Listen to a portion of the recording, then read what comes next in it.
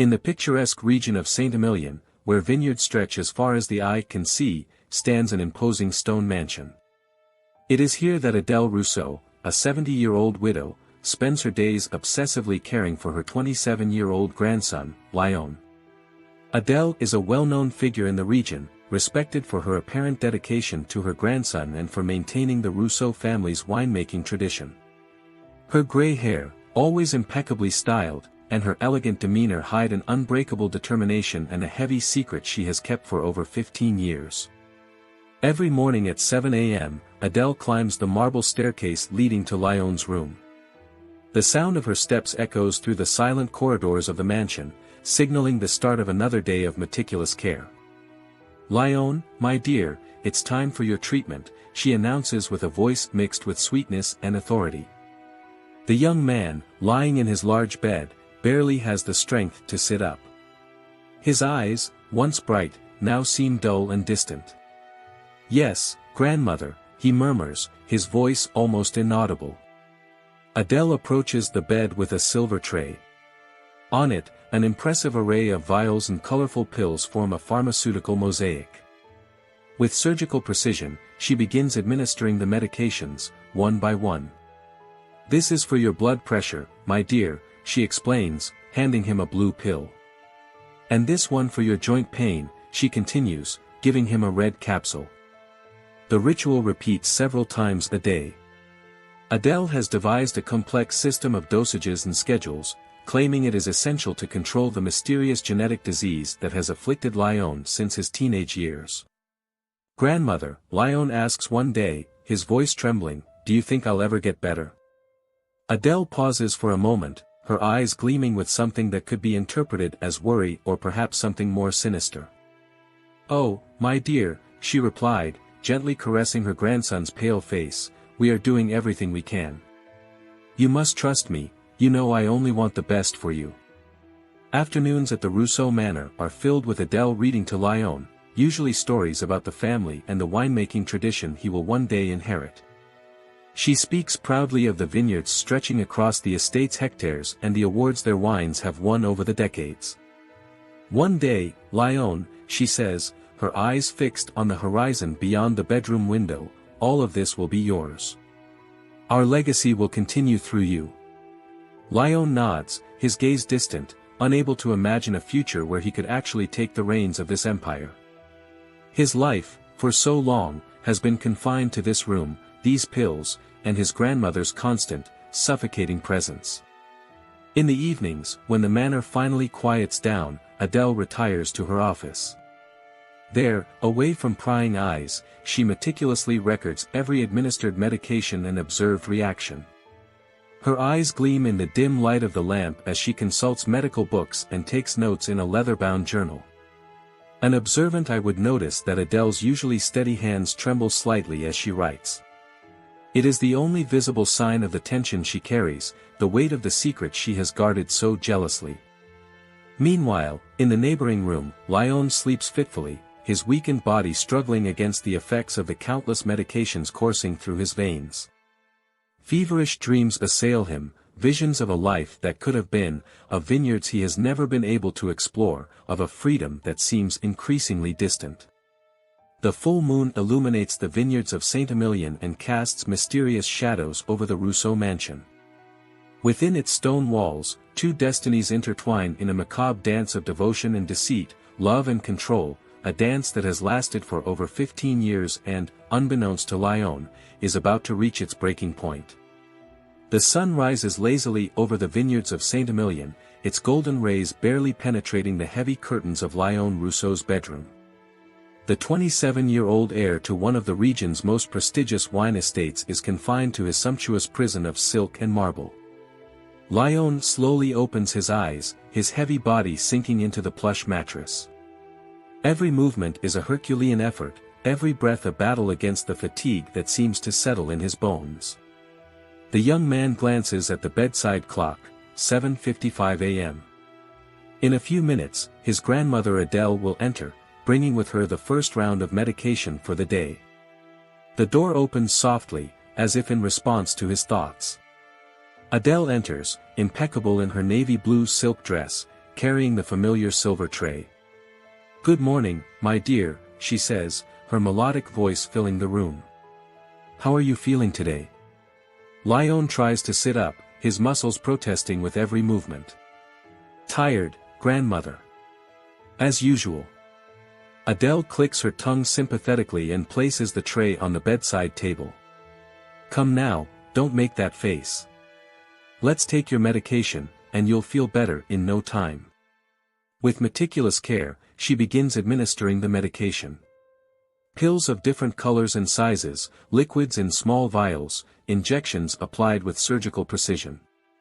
Lyon swallows docilely, years of routine making the process almost automatic. "Grandmother," Lyon murmurs after swallowing the last pill, "do you think I will ever be able to visit the vineyards?" Adele's face hardens for a moment before softening into a condescending smile. "Oh, Lyon, you know your condition is delicate. The doctors have been clear about the risks of exposure. But don't worry, I take care of everything for you." Lyon nods resignedly. His life is a cruel paradox. He is the heir to a vast wine empire that he has never been able to explore. The Rousseau vineyards stretch for hectares and produce some of the most renowned wines in the region. A fortune that, ironically, is out of his reach. After Adele leaves, Lyon is alone with his thoughts. His gaze roams the luxurious room, filled with expensive paintings and antique furniture. Everything speaks of wealth and tradition, but to Lyon, it is just a gilded prison. The fortune of the Rousseau family, the legacy of generations of talented winemakers, is held in a trust fund. The clauses are clear: Lyon will only have access to it at 30 or in the event of premature death. A precaution, according to Adele, to protect the family heritage. Lyon's days drag on in painful monotony. Confined to the manor, he alternates between drug-induced sleep and brief moments of lucidity. His only visitors are Adele, always vigilant, and occasionally a doctor who comes to check on his progress. In the afternoons, when the effects of the morning medication begin to wear off, Lyon sometimes goes to the window of his room. From there, he can see the vineyards that will one day be his. Rows and rows of vines stretching to the horizon, laden with grapes that will produce award-winning vintages. An empire of which he is the captive prince. "Mr. Lyon," Marie, the housekeeper, calls, interrupting his reverie. "Your grandmother asked me to remind you that Dr. Dubois will be here this afternoon for his monthly appointment." Lyon sighs. Dr. Dubois' visits are always the same: superficial exams, vague questions, and invariably, the conclusion that his treatment regimen must remain unchanged. When the doctor arrives, Adele is present as usual. She answers most of the questions, interrupting Lyon whenever he tries to speak. "Doctor," Lyon manages to say in a moment of silence, "is there any possibility of getting a second opinion? Maybe in Paris or—" "Lyon." Adele interrupts, her voice sharp. "Don't be ungrateful. Dr. Dubois is the best specialist for your condition. There's no need to consult other doctors." Dr. Dubois coughs, uncomfortable. "As I was saying, we'll stick to the current treatment. His condition is stable." After the doctor leaves, Lyon is alone again. Night falls over Saint-Emilion, the lights of the vineyards lighting up one by one. From his room, Lyon hears the distant sounds of workers returning from a day's work in the fields. Watching life unfold beneath his windows, Lyon cannot help but feel that something is wrong. A doubt that grows day by day, fueled by years of confinement and dependence. But with his weakened body and mind clouded by drugs, what can he do? The full moon rises over the vineyards, bathing the room in silver light. Lyon closes his eyes, exhausted. Tomorrow will be another day, identical to the previous one, trapped in an endless cycle of pills, appointments, and confinement.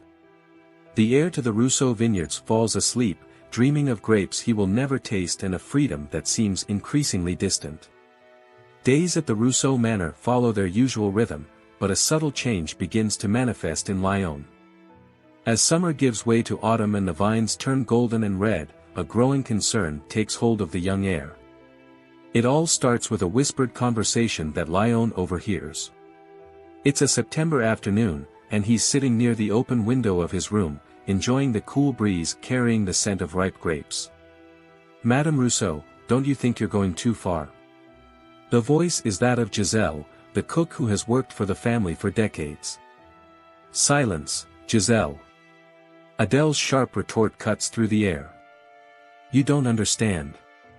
It's for Lyon's good." The conversation continues in hushed tones, impossible to discern, but the words have already sown doubt in Lyon's mind. In the following days, Lyon begins to pay more attention to his surroundings. He notices the employees exchanging significant looks when Adèle isn't watching. He notices the unease on Dr. Dubois' face during his monthly visits. One afternoon, pretending to be asleep, Lyon overhears a conversation between Adèle and a stranger in the hallway. "Madam, the new supplies have arrived," says the man, his voice low and nervous. "Excellent," replies Adèle. "Leave them in my office. And remember, absolute discretion." Lyon's curiosity is now fully awakened. Who was this man? What kind of supplies was his grandmother receiving in secret? Determined to find out more, Lyon begins to ask subtle questions during the meals he shares with Adèle. "Grandmother," he says one day, trying to keep his voice casual, "I was thinking, maybe we could consult a specialist in Paris. Just to make sure we're on the right track with my treatment." Adèle's face pales for a moment before she regains her composure. "Lyon, my dear, we've already talked about this. Dr. Dubois is the best specialist for your case. There's no need to consult other doctors." Adèle's vehement refusal to seek new medical opinions only fuels Lyon's growing suspicions. He begins to question every pill, every injection. Why did he need so many medications? Why did he never feel better, only different? One night, unable to sleep, Lyon gathers all his strength and drags himself to the manor's library. There, hidden among the dusty shelves of books, he finds something surprising, an old family photo album. With trembling hands, Lyon flips through the pages. There he was, years ago, a smiling, lively teenager. In the photos, he is running through the vineyards, participating in the harvest festivities, looking healthy and happy. The contrast with his current state is shocking. "What happened to me?" Lyon murmurs, tears in his eyes. But his exploration is interrupted by approaching footsteps. Quickly, Lyon hides the album and drags himself back to his room, his heart pounding not only from the physical exertion but also from the revelation he has just had. In the following days, Lyon observes Adèle with new eyes. He notices her meticulously checking each medication before administering it. He notices the furtive glances she casts in his direction, a mix of affection and something else, guilt, perhaps. The final straw comes when Lyon overhears Adèle's phone conversation late at night. Adèle's usually controlled voice is agitated. "No, we can't change the plan now," she says. "There are only 3 years left. We must keep Lyon under control until then. You understand the stakes, don't you?" These words are like a shock for Lyon. A plan? Control? What was his grandmother talking about? That night, lying in his bed, Lyon makes a decision. He must discover the truth, at all costs. Years of doubts, unexplained symptoms, forced confinement, all of it must be explained. With a determination he hadn't felt in years, Lyon begins to plan. He will gradually reduce his medication intake, hiding the pills under the mattress. He will watch Adèle's every move, her mysterious visitors. And most importantly, he will find a way to contact someone outside who can help him uncover the mystery that his life has become. As autumn progresses and the vines prepare for winter's sleep, Lyon Rousseau prepares for his own transformation. The truth is there, hidden among the rows of vines and the gloomy corridors of the manor. And he is determined to find it. Winter arrives in Saint-Emilion, covering the vineyards with a thin layer of frost. Inside the Rousseau manor, another fire burns, Lyon's determination to uncover the truth about his illness. After weeks of secretly reducing his medication intake, Lyon begins to feel a mental clarity he hasn't known in years. His movements, though still weak, become more precise. With this newfound lucidity, he devises a bold plan. During one of his rare visits to the manor's library, Lyon noticed a small tape recorder hidden among the old books. It belonged to his late grandfather, who used it to dictate notes on winemaking. Today, this device will become the key to the mystery surrounding his life. On a particularly cold January night, Lyon waits for silence to settle in the manor. With careful steps, he sneaks into the library. His hands tremble, not from weakness, but from anticipation, as he strategically places the recorder behind a stack of books. "I hope this works," he mutters to himself, activating the device before returning to his room. The following days are a torture of waiting. Lyon knows that Adele often uses the library for her private calls, away from the ears of the staff. Every time he hears his grandmother's footsteps heading to that room, his heart races. Finally, after almost a week, Lyon finds an opportunity. Adele has gone to a meeting at the winery, leaving him alone with the housekeeper. Feigning a severe headache, he convinces the housekeeper to let him rest undisturbed. As soon as he is alone, Lyon heads to the library as quickly as his weakened body allows. His hands trembling, he retrieves the tape recorder and returns to his room, his heart pounding. Sitting on his bed, Lyon takes a deep breath before pressing the play button. For a few seconds, there is only silence, interrupted occasionally by the sound of pages turning. Then Adele's voice fills the room. "Hello. Yes, it's me. Have the new medications arrived?" Lyon leans forward, listening intently to every word. "Good," Adele continues, "double the sedative dose this time." Lyon has been more alert lately. A pause. Then a man's voice, muffled but audible, "Madame Rousseau, are you sure? This dosage could be dangerous." "Don't question me, François," Adele retorts sharply. "You're paid to handle the medications, not to give opinions." Lyon feels his blood freeze in his veins. François. Was he the local pharmacist? The conversation continues, revealing horrifying details of Adele's plan. They talk openly about modifying the formulas, inducing symptoms, and the need to keep Lyon under control until his 30th birthday. Remember, Adele's voice drops to a menacing whisper, "If anything goes wrong, if Lyon discovers anything, we both lose everything. Do you understand?" "Yes, madam," François replies, his voice trembling with fear. The recording ends, leaving Lyon in a state of shock.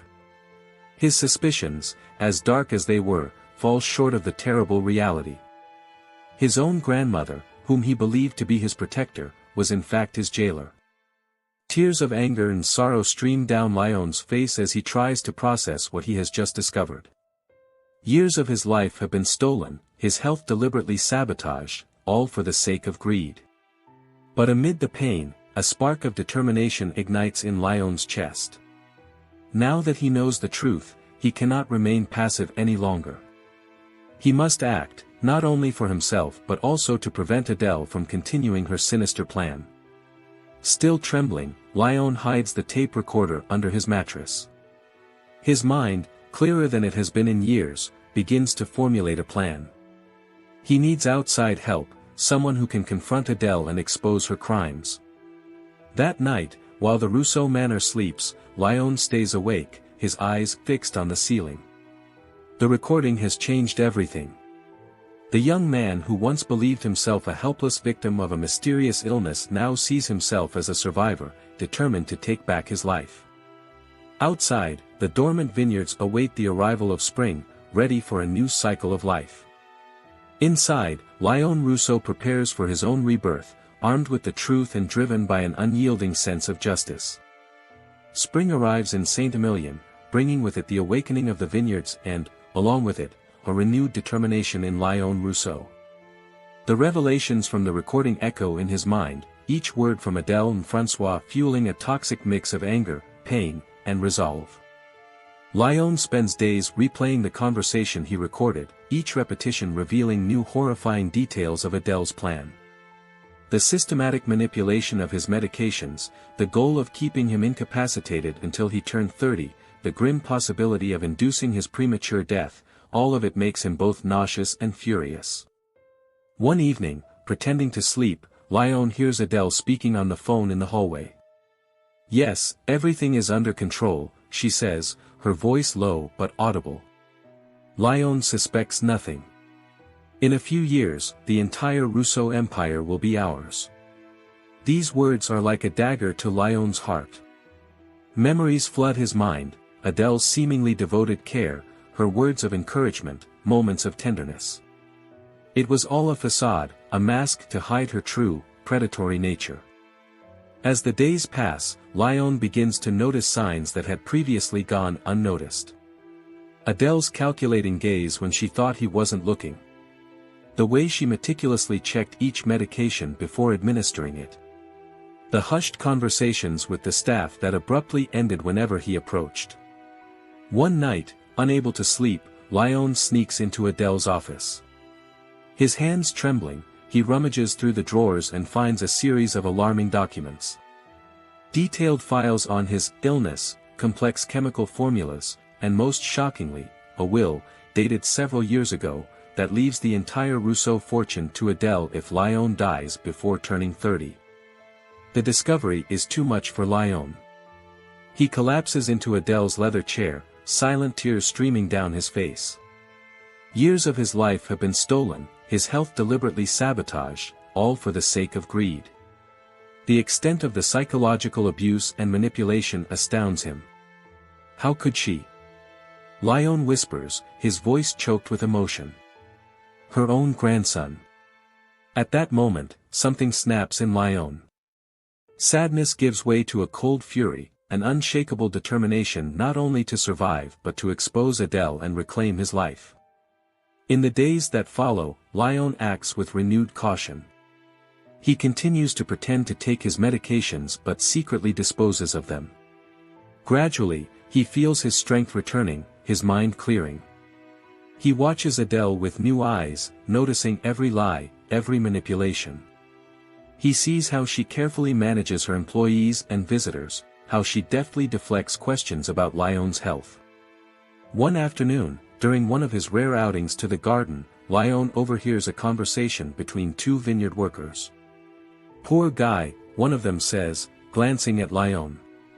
"So young and so sick." "It's a shame," the other replies. "I heard if he dies, the whole estate goes to the old Madame Rousseau." These words confirm Lyon's worst fears. It wasn't just Adele and François in on the plot, there were rumors, speculations.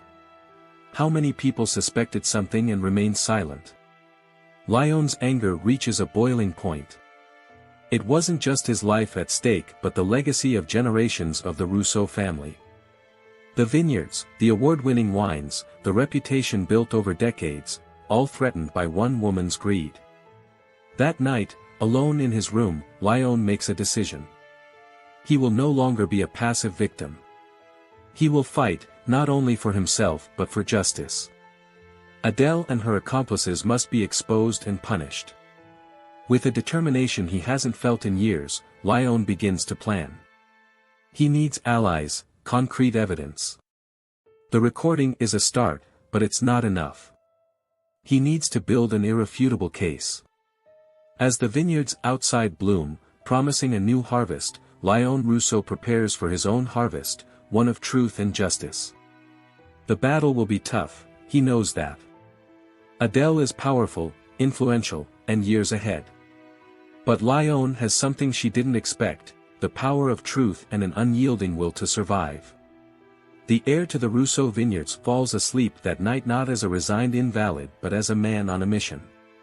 Spring has not only revived the vines, it has also revived Lyon Rousseau. Summer arrives in Saint-Emilion, bringing with it long, hot days that swell the grapes in the Rousseau vineyards with the promise of an exceptional harvest. Inside the manor, Lyon Rousseau ferments his own plan with the same care as the wines that have made his family famous. With his mind clearer each day, thanks to the secret reduction of his medications, Lyon knows he must act with extreme caution.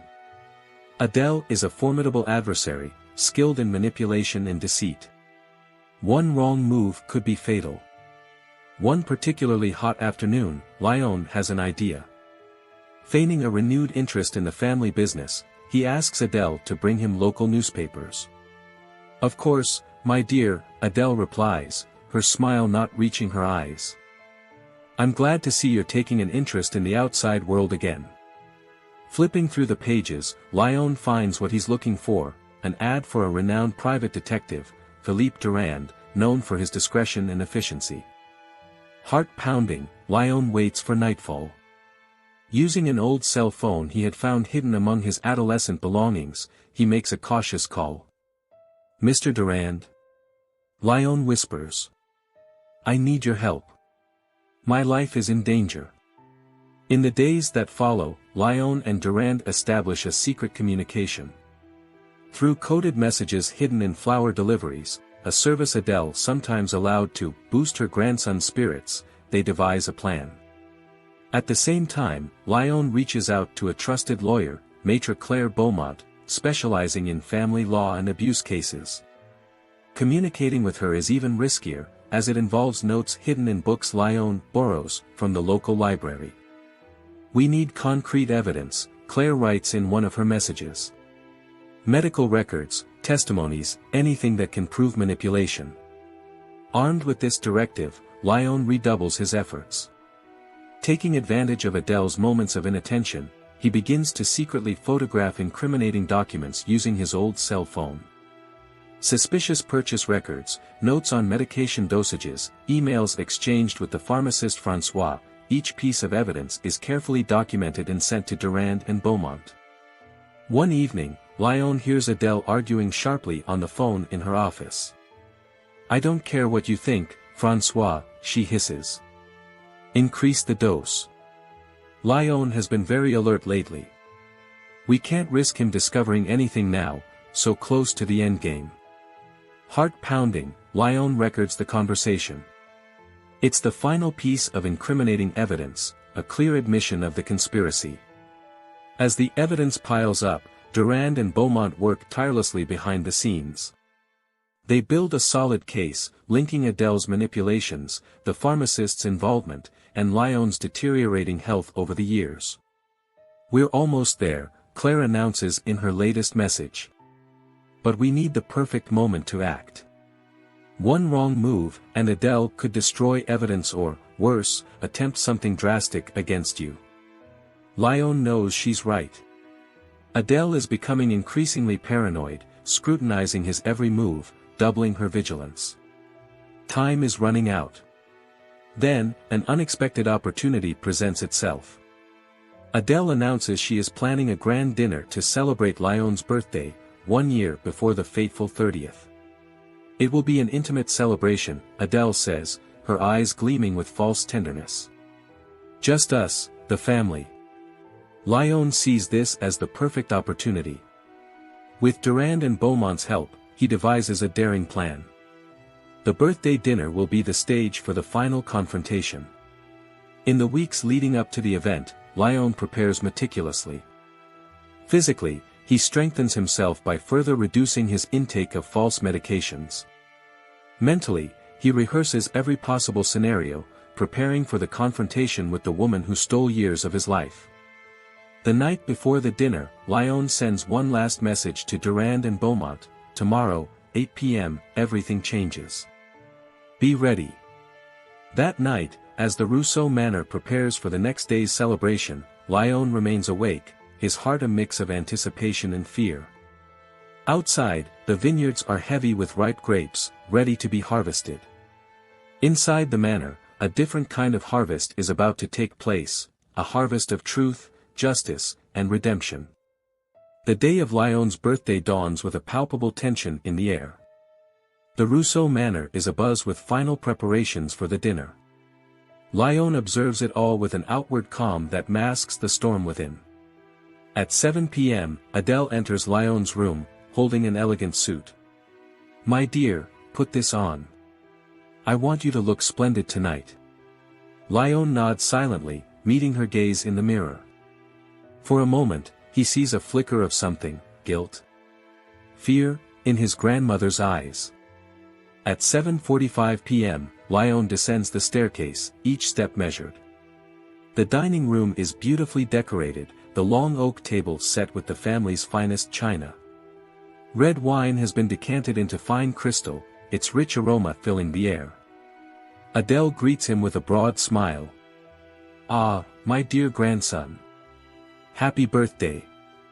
The dinner begins under a cloud of tension. Lyon notices the nervous glances Adele periodically casts at her watch. He knows she is waiting for the medication he supposedly took earlier to take effect. After dessert, Adele raises her glass. "To my beloved grandson, Lyon. May this year bring you everything you deserve." It's at that moment Lyon decides to act. Placing his glass gently on the table, he stands up.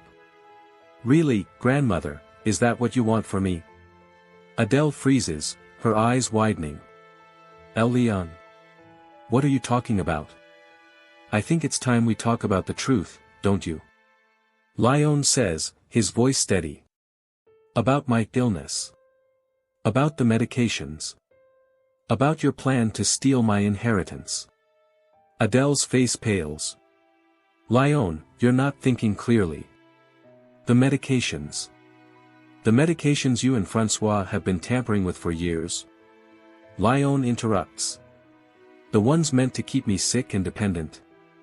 At that moment, the living room doors open. Detective Durand and lawyer Beaumont enter, followed by 2 police officers. "Madame Rousseau," Durand says gravely. "We have some questions for you." Adele rises abruptly, knocking over her chair. "This is absurd. Lyon is delusional. He needs his medications." "No, grandmother," Lyon says calmly. "What I need is the truth. And justice." Beaumont steps forward, placing a file on the table. "We have substantial evidence of your activities, Madame Rousseau.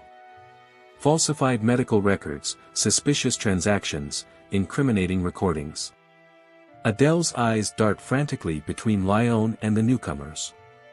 "You don't understand," she murmurs.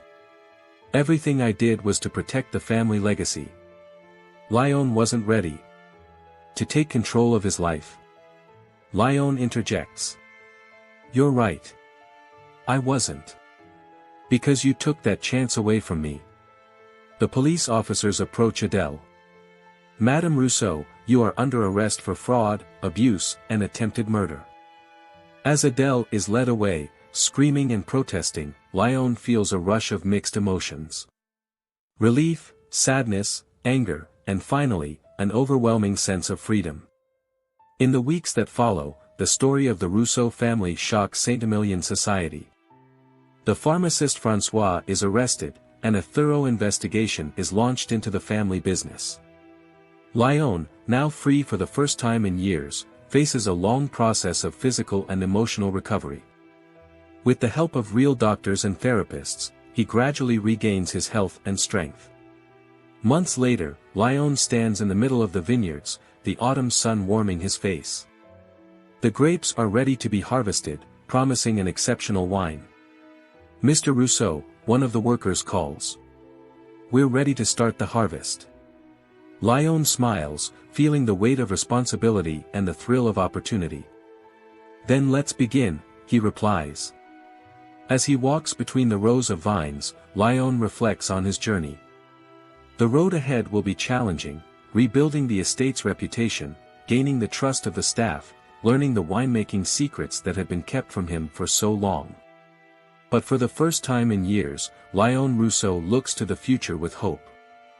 His family's legacy is now in his hands, and he is determined to honor it, not through manipulation and deceit but with integrity and passion. As the sun sets over the vineyards of Saint-Emilion, Lyon lifts a grape to his lips, savoring its sweetness. It is the taste of freedom, truth, and a future that is finally his own.